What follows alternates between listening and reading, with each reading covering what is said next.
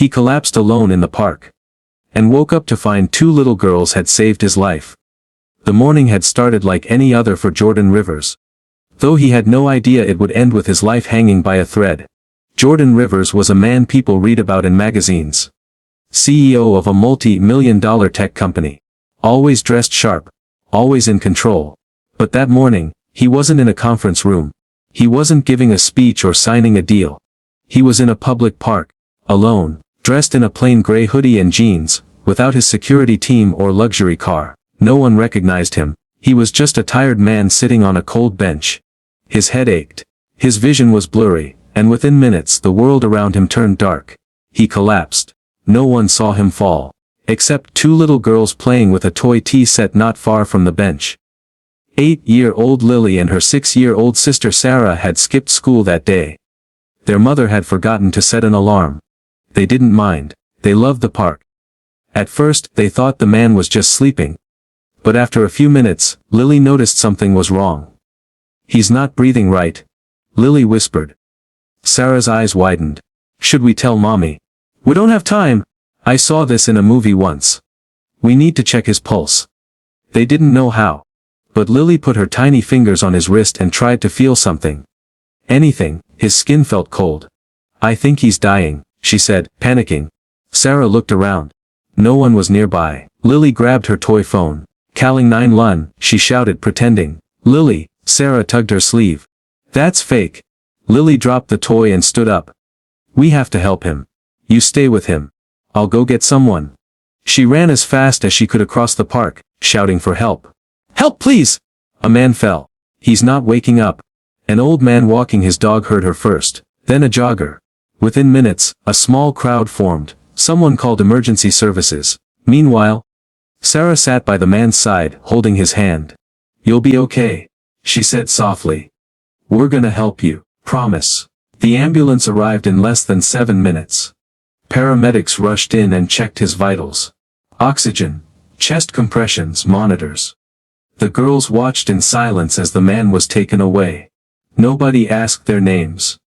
Nobody knew they were the only reason he was still alive. The hospital was cold and smelled like disinfectant. Jordan lay unconscious for hours. The doctor said it was exhaustion, dehydration, stress. His body had shut down temporarily. He woke up that night alone. No suit, no assistant, no phone, just a glass of water and a weak pulse. His mind raced. He tried to sit up, but dizziness pulled him back. His last memory was the park. Birds chirping, children laughing, and then, 2 small faces. "Girls," he whispered. A nurse walked in. "You're awake!" "What? What happened?" "You passed out in the park. You're lucky. Some little girls saw you and got help. Do you know their names?" The nurse shook her head. "They were gone by the time we arrived. But you owe them your life." He blinked. "Yes, I do." Meanwhile, Lily and Sarah sat on the floor of their small apartment. Their mom, Sarah, was yelling on the phone again with the electricity company. "I told you, I'll pay when I can. My kids almost died last winter. You think I'm lying?" She slammed the phone down. The girls stayed quiet. Sarah was doing her best. A single mom, 2 jobs, no help, bills piling up, rent due, food low. But she smiled for her daughters. "What did you girls do today?" "We saved a man," Lily said. Sarah chuckled. "That's sweet, honey." "No. Really?" Sarah added. "He fell in the park. Lily got help." Sarah raised an eyebrow. "You didn't tell a stranger anything, right?" "No. We just helped." "Okay. Well, I'm proud of you both." She kissed their heads and sighed. "Now go brush your teeth. We have to wake up early tomorrow." Jordan checked out of the hospital 2 days later. He didn't go straight back to work. Instead, he went to the park. Same bench, same trees, same spot where his life nearly ended. He sat and waited, watching the kids play, for hours. Then he saw them. 2 little girls with messy ponytails, playing with the same toy tea set. His heart stopped. He stood up, walked slowly toward them, and crouched down. He said gently. "Do you girls come here a lot?" Lily looked up. "Yeah." Sarah smiled. You look familiar. I think I owe you something. They both gasped. You're the man, Sarah cried. You're alive, Lily added. He laughed. Thanks to you. Sarah hugged his leg without warning. We thought you died. I almost did. Jordan looked around. Is your mom here? They pointed toward a bench. He walked over, greeted Sarah with a smile, and told her everything. How her daughters had saved him. How he'd lost everything in a moment. And how they'd brought him back. Sarah couldn't believe it. I didn't even know they helped someone that day. They saved my life. Jordan said. I wish I could repay you. But we don't need anything. I do. He handed her a card. I'd like to take you all to dinner sometime. Sarah hesitated. Why? Because sometimes, strangers save you. And you never forget that. Jordan Rivers blinked slowly. His head was heavy, his throat dry. And something warm covered his chest. As his vision cleared, he realized it was a tiny pink blanket. Faded and stitched at the edges with little hearts. A child's blanket. His heart thudded. Where was he? The sounds of the park slowly returned, birds, wind, and distant footsteps. He tried to sit up, groaning. His muscles ached like he'd been lying there for hours. Then he saw them. Two little girls, maybe 6 or 7 years old, crouched by a small tree nearby. One of them had her arms crossed, looking nervous but brave. The other held a juice box and a bandage, her eyes wide with worry. You're awake, the smaller one whispered. He stared at them, unsure if he was dreaming. Did you help me? The taller girl stepped forward, chin up. We found you lying here. You weren't moving. We thought maybe you were dead. Her voice cracked a little. The smaller girl added quickly. But you weren't. Your chest was still going up and down. So we stayed. I gave you my blankie. Jordan touched the blanket again. You stayed with me. They both nodded. He couldn't believe it. Strangers, children, had sat with him, maybe for hours, while the rest of the world walked by. What are your names? He asked.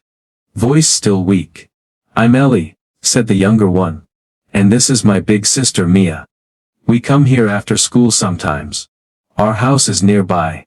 I'm Jordan, he said softly, still shocked. I don't even know what happened. You fainted. Mia said matter-of-factly. You look pale. Like you hadn't eaten. Ellie leaned in and whispered, Are you homeless? He hesitated. He didn't know how to answer that. Technically no. But his apartment had no power. No heat. And his fridge had been empty for 3 days. I guess I'm just really tired, he said instead. Mia narrowed her eyes, not buying it. You should eat something. Jordan chuckled softly. I should. Without a word. Ellie handed him the juice box she'd been holding. It's warm now, she admitted. But it's still sweet. And it'll help. His throat tightened, not from thirst but from emotion. He hadn't felt this kind of care in years. Certainly not from adults. And never from children. He took the juice box, whispering, Thank you. Mia crossed her arms. We told Mom we were playing. But we should go before she gets mad. He nodded. Of course. Thank you, for staying with me. I don't even know how to repay you. Ellie smiled shyly. You don't have to. Maya added, but you should be okay. Promise. I promise. The girls got up. Ellie gave him one last look. Then ran after her sister. Jordan sat there for a long moment, holding the warm juice box and the pink blanket close to his chest. He'd lost everything. His company. His friends, his marriage, and nearly his will to live. But 2 little girls had stopped, had stayed, had saved him.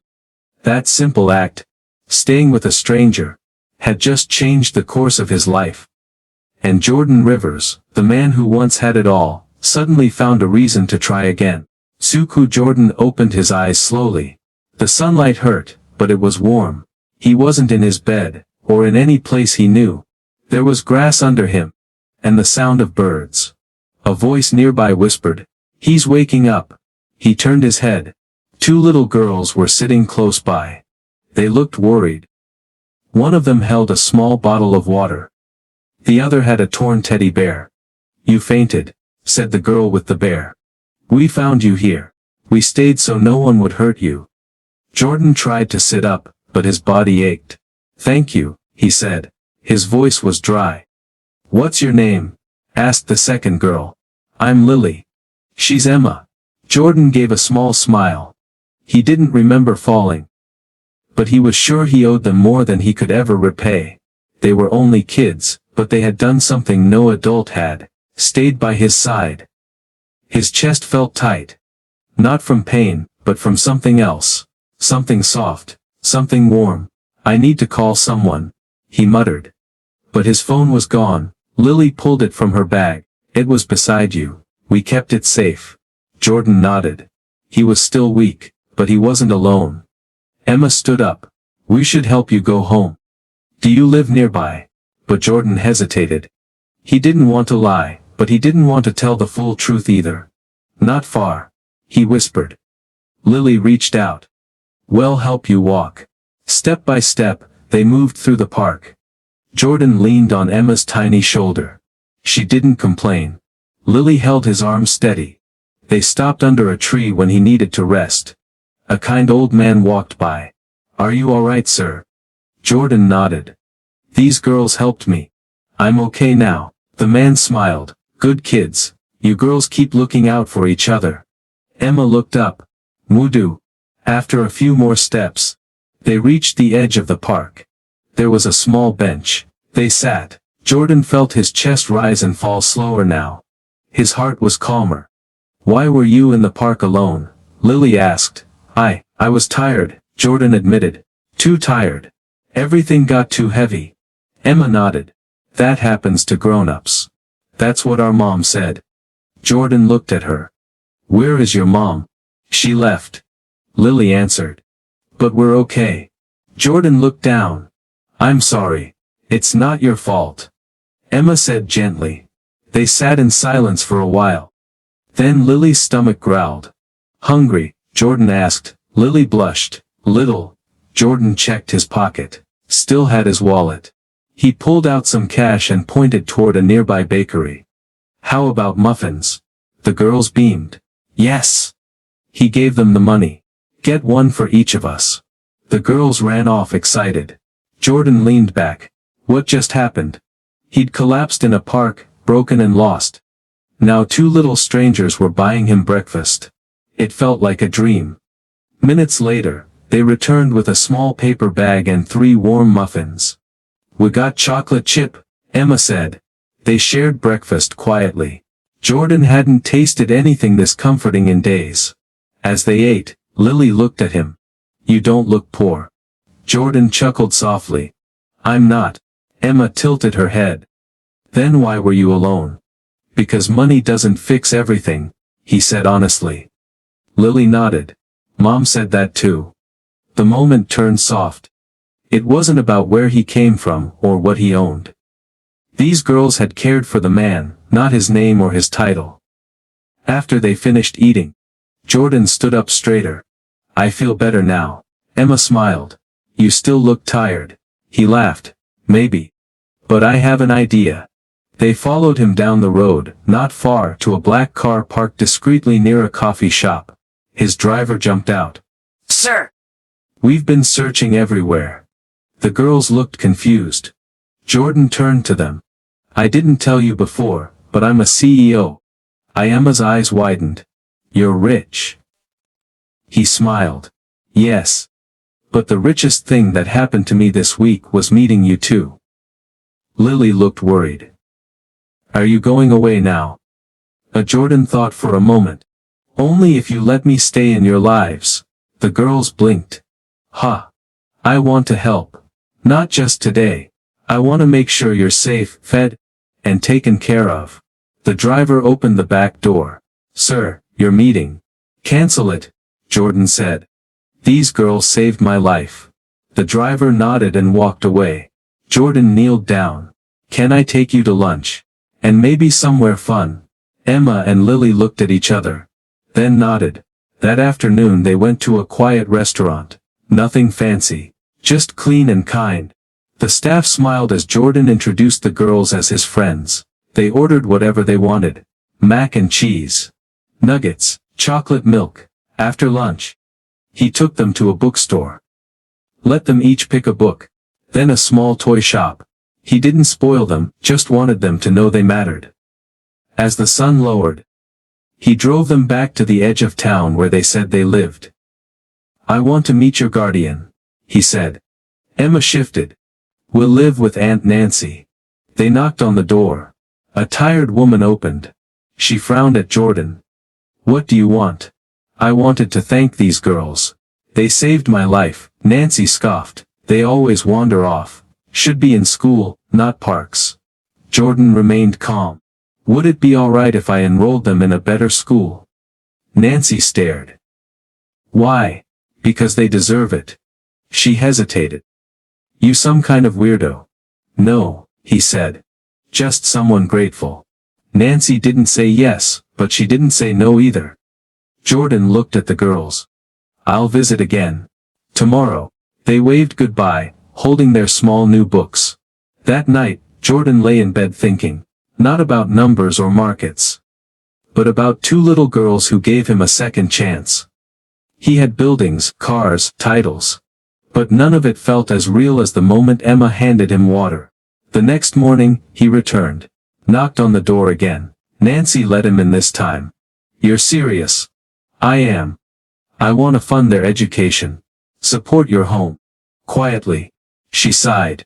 They never had much. If you want to help, fine. But don't hurt them. I won't. He took the girls to a nearby school. Talked to the principal. Paid in full. Then he set up a trust fund. One that would grow as they did. Every day, he visited. Sometimes just to read with them. Sometimes to listen. He gave them what they never had, time, attention, care. One evening, as they painted in the park, Lily asked, why us? Jordan looked at her. Because when I had nothing, you gave me everything. Emma grinned. We just gave you water. No? He said. You gave me a reason to stand up. Over the weeks, his staff noticed changes. Jordan smiled more. He worked, but left early. He donated anonymously to shelters and schools. When asked why, he simply said, because someone once saved me when I didn't deserve it. Years passed. The girls grew. Emma wanted to be a doctor, Lily a teacher. Jordan paid for college. Watched them become women. Strong, smart, kind. At Emma's graduation, she hugged him. We never said thank you properly. You did, Jordan replied. When you chose to stay beside a stranger. Lily joined. We love you. You know. Jordan smiled, tears in his eyes. And I love you both. You're the daughters I never had. They hugged tightly. 3 hearts healed by an unlikely meeting on a park bench. Jordan stayed on that park bench longer than he planned. It wasn't just about recovering now. It was something more. Something about those girls made him pause. Reflect, and for the first time in years feel. Lily and Emma kept checking on him, as if he were a lost puppy.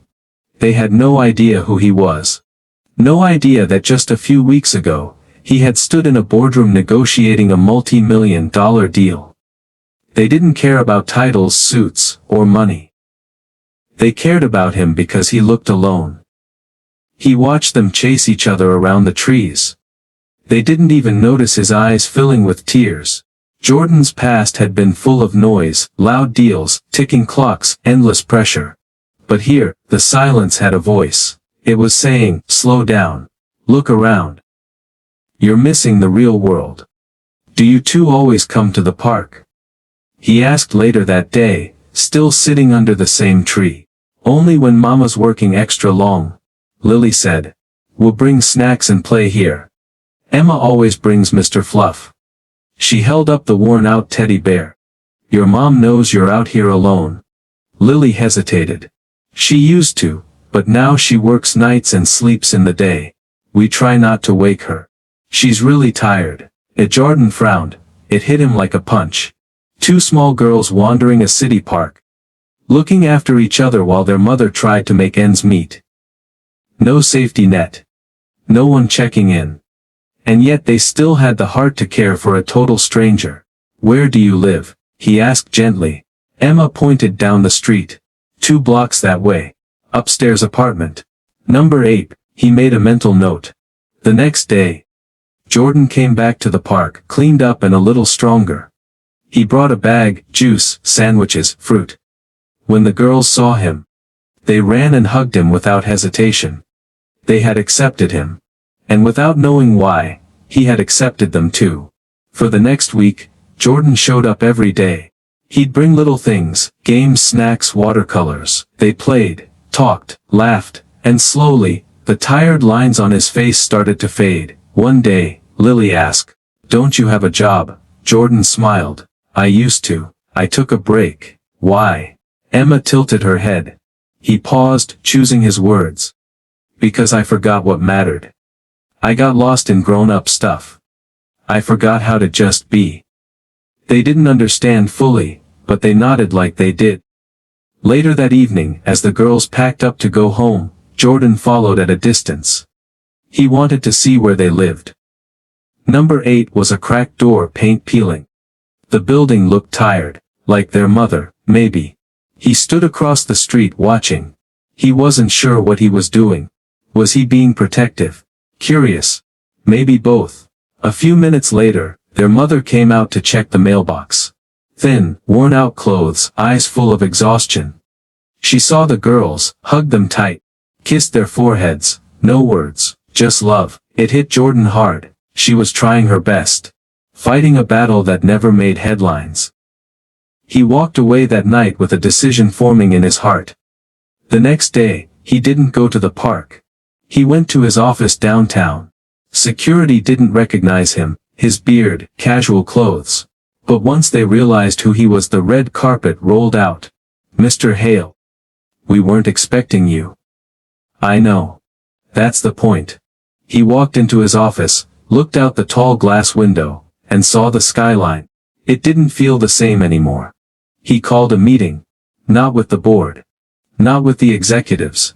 He called his assistant, his lawyer, and his finance chief. "I need something done, quietly." Over the next few days Jordan set up a trust, not a charity, a quiet fund. Designed only for one family, for now. He didn't want their lives disrupted. Just improved. He arranged for rent to be covered. Groceries to be delivered. School fees prepaid. Clothes vouchers mailed as anonymous gifts. The mother never had to know who sent them. All she needed was peace. And then, he returned to the park. The girls were waiting. Smiling like always. "Where were you?" Emma asked. "Busy fixing something." Lily leaned in. "Are you okay now?" He knelt to her level. "Better than I've been in years." As they played, he realized. This wasn't just a one-time rescue story. They hadn't just saved him when he collapsed. They were saving him every day after that too. That night, he walked them home again. But this time, from a bit farther back, watching, not out of concern, but from respect. The door to apartment 8 closed behind them, safe, warm, full of love. And he whispered to himself, "You saved me, little ones. Now it's my turn." A week later Jordan resigned as CEO. The headlines ran wild. No one knew why. He didn't care. Because in a quiet city park, under a tree that still had his shadow, 2 little girls were laughing with a stranger who wasn't lost anymore. He was found. By them, by love, by life. Jordan didn't need cameras. He didn't need a goodbye party or a statement. He just walked out of the glass tower one morning with a small box of his things. And didn't look back. He took the long way home. Past the bookstore he used to rush past. Past the small park where he'd collapsed. It was different now. Not the park, but him. He stopped under the tree. He sat down, and he smiled. For the first time in years he had nowhere to be, no one waiting on his signature, no meetings, no calls, just quiet. Later that afternoon, he walked to apartment number 8. He didn't knock. He just stood across the street like always. The door opened, and the girls came out holding hands. Emma saw him first. "It's Mr. Park." Lily waved wildly. You came. They ran across the street, and Jordan knelt to hug them. We're going to the library today, Lily said proudly. Jordan raised an eyebrow. Library? Yeah, Emma said. Mama says reading makes your brain bigger. He laughed. Then we better hurry before you two get too smart for me. They walked together. Three figures that didn't look like they belonged in the same frame. A former CEO in plain jeans. Two little girls in faded dresses and crook ponytails. But it felt right. Inside the library, Emma ran to the children's section while Lily carefully browsed. Jordan sat nearby, watching over them. Not as a guardian, not as a stranger, something in between. He pulled out his phone and opened his notes. He started writing. Day 1 they saved me. I didn't even ask them to. He closed the note, stood up, and walked over to Emma, who had fallen asleep curled up with a picture book in her lap. He didn't wake her. Lily came and whispered. She always falls asleep with the princess books.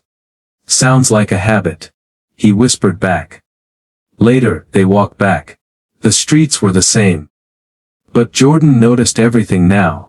The old man selling roasted corn, the kid chasing a paper ball, the woman singing while sweeping her front step. Life wasn't in the high-rise boardrooms. It was here, in moments, in sidewalks, in the sound of tiny feet beside you. Back at the apartment, their mom stood in the doorway. She looked better, still tired, but something had shifted. Less worry in her eyes. She smiled when she saw Jordan. I'm sorry I haven't properly thanked you, she said quietly. He waved it off. No need. But I want to. She paused, then added. I don't know what changed, but for the first time in a long time we're okay. That's all that matters. She looked down, then back at him. You remind me of someone I knew years ago. Before things got hard, he was kind, quiet, carried the weight of the world without saying a word. But Jordan said nothing, just nodded. That night he walked home in the dark. He didn't feel alone. 2 weeks passed.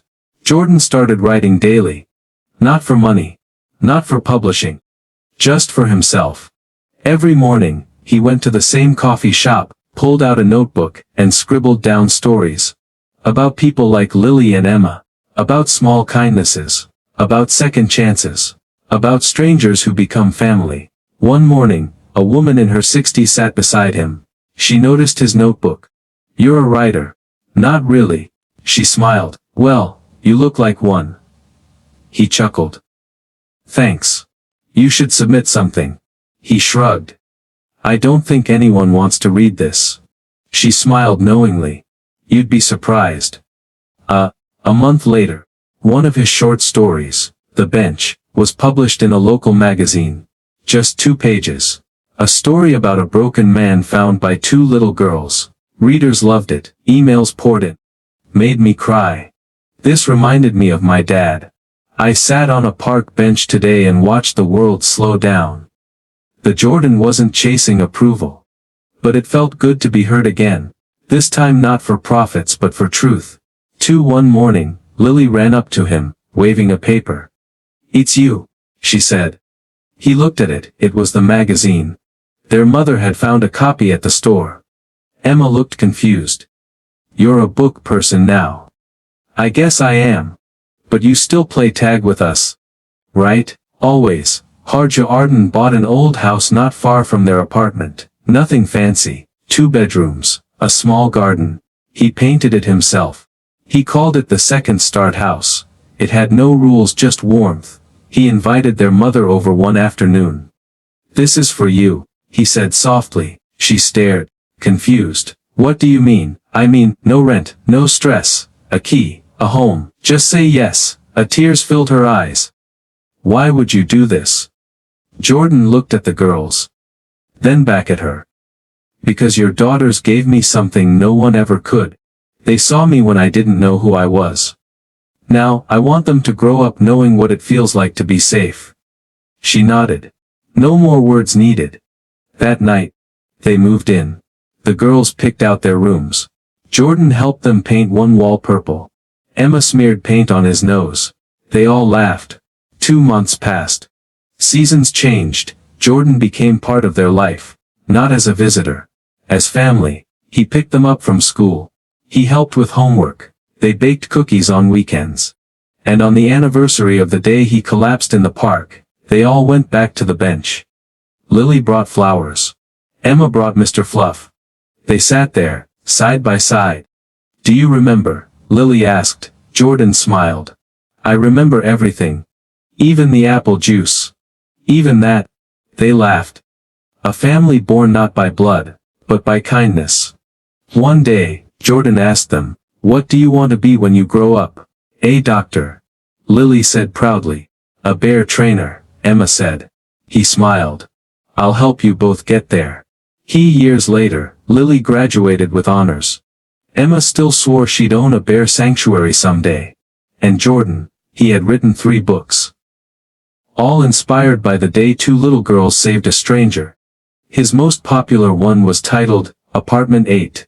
It ended with a simple line, "Sometimes, the people who save you don't wear capes. Sometimes, they wear mismatched socks and carry teddy bears." If you like this story, don't forget to subscribe to the channel for more. Hit the like button and share your thoughts in the comments. Tell us what you learned or how it made you feel. And thank you so much for giving your valuable time to watch this. See you in the next story.